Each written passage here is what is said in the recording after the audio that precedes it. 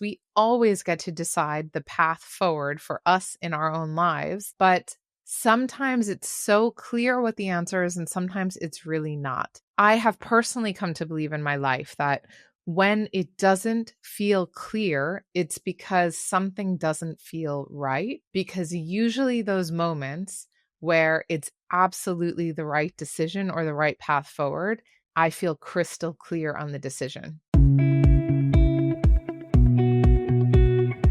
Welcome to Don't Step on the Bluebells, the podcast where personal healing and transformation take center stage.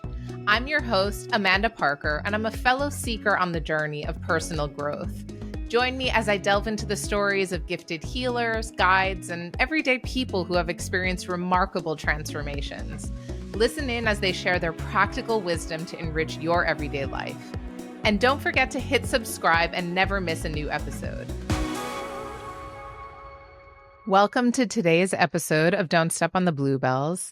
Today, we are continuing with our mini-series all about inner wisdom. And today, we're really going to be talking about what exactly is inner wisdom. What does that mean? Why does it matter? So, as I mentioned in episode 47, if you listened to that one before this, we talked all about grounding and energy protection.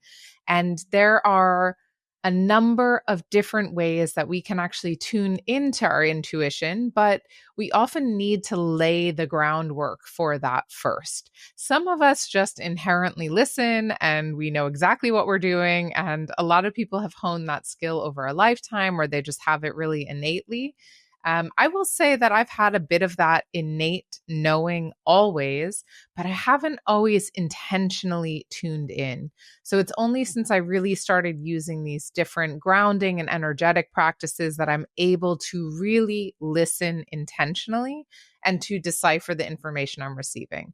There are still moments where I don't always understand exactly what I'm hearing, or better said, I'm getting really impatient waiting for the outcome that I'm looking for. And then I will seek outside support. But in all cases, I am always listening within to see, does this feel true for me? So if you haven't already listened to the episode on grounding and protecting your energy, I highly recommend going back one episode and doing that before you listen in here. And all of these different practices are helping to build up an understanding of what we're covering in the Inner Vision Quest, which is my 6-week intuition training program that is launching on October 21st. So I'm giving you a bit of a taster here, although these are really valuable practices, and this kind of understanding is what I have been using throughout my life, but really intentionally over the last 7-8 years to help me listen in clearly to my own inner wisdom and to know that the choices that I'm making in my business and my life and my relationships are really of the highest good for myself and for all involved. I'm going to share a story with you. I have so many examples of this, but let me start with, there's been a few moments in my life where I've made decisions that didn't seem to make sense at all. So for example, being, a kid growing up in New York, I decided to go to university in New Orleans. In the US, it's pretty common that you might travel to another state or go and do your university studies like somewhere else. So it's not so rare, but why New Orleans? So I remember for me, there was this moment I received all the information about the college that I wanted to go to, and they were showcasing the French Quarter and these beautiful old oak trees and the jazz music and the French Quarter. It was so beautiful. And there was something inside of me that just knew. There was really no question. And I had applied to a number of different schools, and I went to go look at a school in Maryland and a school in Massachusetts. But I knew that Tulane was the college that I wanted to go to. And I couldn't explain why. I had no idea what was the purpose, like why that specific school. It didn't have even a specific course of study that I was more interested in than anything else. Although, of course, later on it did. I thought I would study communications and ended up with a degree in Latin American studies and Spanish. So in the end, I found my way, but on the outset, I didn't understand why I was going there. But I just knew and I trusted it and I made that choice. There have been a few other moments in my life where that clarity has just been crystal clear beyond the shadow of a doubt. And I've listened to it from moving from New York to Paraguay. Once again, I was scared. I was nervous. I didn't know what to expect when I accepted this volunteer placement with WWF in Paraguay. Had never been there before, but luckily, I had my degree of Latin American studies and Spanish, so I knew some of the cultural history of the region. I understood a bit how the society worked. So even though it was a new place, it was not like altogether unfamiliar territory for me. But even still, the decision to say yes to Paraguay was simple. I just said yes, and I knew it was right. I had that same feeling going to Berlin. I had that same feeling going to London. I had that same feeling deciding to marry my husband. These were moments where that inner wisdom, where that inner voice was speaking so clearly and just told me what I needed to know. That being said, there have been also so many moments in my life where I could not hear that voice, or I just didn't listen. I had no idea how to listen. This might actually feel quite familiar to some of you who are listening. I had been in a long-term relationship in the past. I was engaged. I had anxiety every day. From the moment that I said yes to a marriage proposal that didn't actually feel good and aligned, I felt anxious. I felt depressed. I felt unsure. I no longer trusted myself. I really, truly lost my confidence in my ability to make decisions because I made a choice that using my head seemed right, but everything in my body was telling me that it wasn't. It took me a year to fully hear and understand and trust this is not right for me. This doesn't feel aligned. I need to make a change. And that led to ending that relationship. There was another point in time where I decided to do my MBA. And I wish I could tell you that it was the best decision I made. I loved it, but it wasn't, and I didn't. It was a great decision. It led me to where I am today. That's fantastic. But in the moment that I was making those choices, I was once again flooded with anxiety, with indecision, with uncertainty. I really didn't know what the best path forward was. And I made that choice anyway, because in my mind, getting an MBA was the smart decision. It was the right thing to do. It was the next step, the next evolution on my path as a professional. So even though everything inside of my body was screaming at me that something doesn't feel right here, I went ahead with the choice and I did it anyway. The result of that, of course, like I got an MBA, I did well in it. That's great. I got myself the street cred that I had been looking for. But the reality is that I really burned out throughout that. I think it was a 16-month program, and I really felt exhausted and at my wits' end by the end, more lost than ever, knowing who I was even less than when I began. So there have been these critical moments. Sometimes they're in business, sometimes work, sometimes in personal relationships, that we have these options, that we have the ability to choose something. And we are always at choice. We always get to decide the path forward for us in our own lives. But sometimes it's so clear what the answer is, and sometimes it's really not.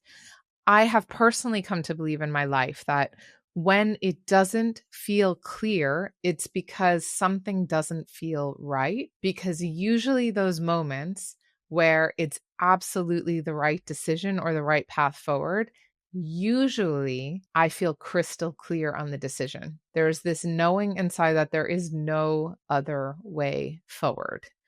And I want to help you get a really clear understanding of what those nuances are for yourself. So that in these moments where you have decisions to make, they might be career decisions. Do I accept this promotion? Do I quit my job? Do I start that business I always wanted? They might be relationship decisions. You know, is this marriage working for me? Is my boyfriend, girlfriend, partner really a good fit for me? Is my child happy in their school?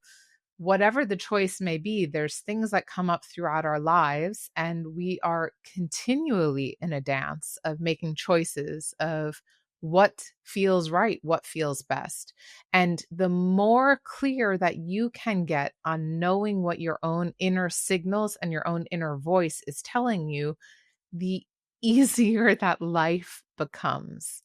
That doesn't mean you won't face your challenges. We all do. There can be sickness, heartache, different things will come up, but you know that you're making decisions that are in alignment with who you are, with your absolute truth. And because of that, you can feel really grounded and centered in the life that you're leading. And that means that even when these tornadoes come and throw you off track or seem to point you in like 20 different directions, your ability to come from this overwhelm, uncertainty, or overthinking, anxiety, whatever spectrum you fall on, to come back to center and to make choices that feel good for you, your ability to do that happens in so much less time. And I can say that that is 100% certain for me, that by now, when I have these big decisions to make, my ability to tune in is so much quicker than what it used to be. So I now know that maybe I'll still have a day or two of uncertainty or anxiety, or I'm really sitting with a decision going back and forth. But there's always this moment that brings me really into that center present moment where I can align with the choice that feels right for me. I still make mistakes. I still get it wrong. It's not a perfect, unflawed system. I still have my human life lessons that I need to learn.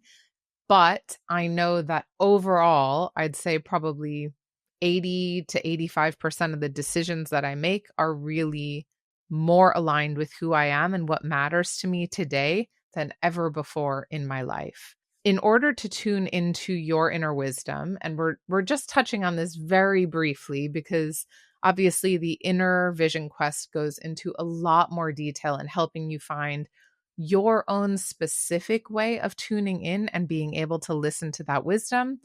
But what you're essentially doing is you're finding a way to really ground within yourself, to come to your own center and quiet all of that noise that's around you, and to be able to listen within. I have so many different techniques, and I teach these in the Inner Vision Quest. So one might be through writing. I do a practice of daily morning writing, but sometimes I just have a question I need to know the answer. And I've learned how to be able to ask those questions in my journal and really listen to wisdom that comes through me onto the page to get the answers that I seek. I use tools as well, things like this beautiful pendulum that I have here. And if there's questions that I have that are really like yes or no questions, I tune into the energy of the pendulum. I set that intention and I ask for clarity. Is this, the right thing for me? Is this not the right thing for me? And then I'm always checking back in with myself to make sure, does this feel true? So I'm never blindly trusting any of the wisdom. I always have to really check in and make sure that whatever is coming through is actually aligned with my truth, with my essence, with the life that I want to build. Another tool that I use is the oracle cards that I have. I have stacks and stacks of cards next to me. So I go through different phases where different types of cards or different creators speak to me. Sometimes I use a tarot. Sometimes I use a card deck by Alana Fairchild, or I use a deck by Colette Baron Reed or Rebecca Campbell or Alberto Villoldo. There are so many different decks that I have, and you can find your own that speaks to you. There are nature-based cards, there's esoteric cards, there are cards about cats, there's cards about crows, there's dragons. Whatever it is that speaks to you is going to be your best bet to find your way in. And you use the cards just by asking a question, whatever it is, not a yes or no question. And each deck of cards will give you some short instructions that you can follow just to get you started. And then you pull a card and you read what that card says. You look at the imagery and you decide how that fits into your life. So this is a very quick synopsis of 3 of the most used tools in my toolbox for how I start to listen to that inner wisdom. There's so many other practices that I can teach you about going into nature, connecting with different animals or plants or crystals, things like that. And we'll go into much more of that detail in the Inner Vision Quest. But this just gives you an idea that already sitting exactly where you are today, you can start to slow down the pace of the world around you, to ground yourself, and to really start to hear some of that inner wisdom coming through. And you will be able to make decisions and choices that feel so much more aligned with who you are and what you're experiencing in your life today. It's really not a complicated process. It feels like a big deal because we feel sometimes like these things are outside of ourselves or inaccessible, but they're really not. It is so simple once you start to learn how to listen to how your body, to how your own mind, your own inner wisdom speaks to you.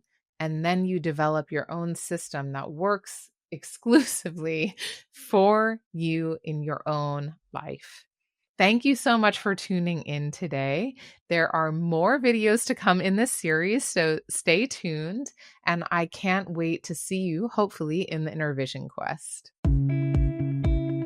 Thanks for tuning in to today's episode of Don't Step on the Bluebells. If you enjoyed this conversation, please give the podcast a 5-star rating wherever you listen. And don't forget to hit subscribe and follow along so you never miss a new episode.